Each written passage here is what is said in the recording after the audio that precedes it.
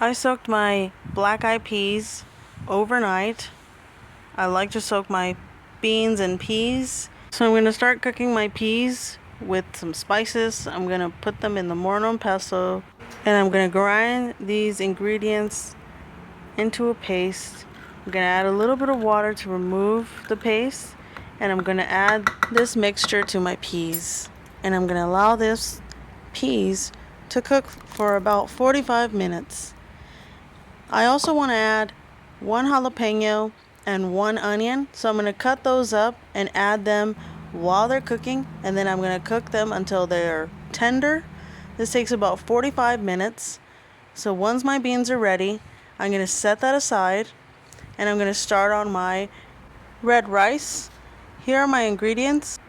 I've got some spices, some salt, onion, tomatoes, and here I have some water, and I'm going to add 1 Roma tomato. I'm also going to add a teaspoon of cumin powder, a tablespoon of tomato powder, and a teaspoon of salt. I'm going to blend this. Once the tomato mixture is blended, I'm going to mise out my ingredients and get them ready for my Spanish rice. I have the tomato, the water, I have diced onion, diced tomatoes, and a bay leaf. I'm going to be using short grain brown rice for this recipe. You can use whatever rice you want.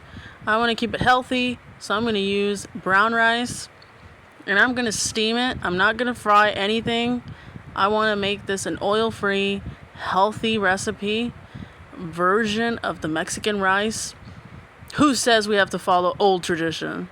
We're going to add our diced tomatoes.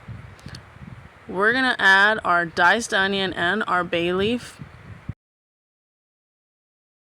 Then I'm going to add the tomato mixture. And now I'm going to add a cup of water. Now I'm just going to stir it together and make sure that it's evenly distributed. I'm going to add it to my steamer and allow it to cook. And once my rice is done, I can store it and prep this into any meal I want. Once it's ready, I'm going to fluff it up, and I'm going to store it into a container and use it whenever I am hungry, whenever I want some rice and beans or peas. And this rice recipe was so good, it was so delicious. You're not going to be missing out on anything. This recipe is perfect, super delicious and flavorful. And I'm going to show you how I served it.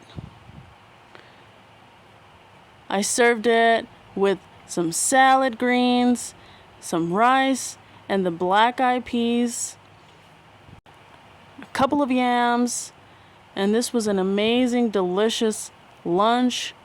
It was super good. It was very enjoyable, and you're going to enjoy it too. Well, anyways, thank you for watching. Like and subscribe, and see you in the next one.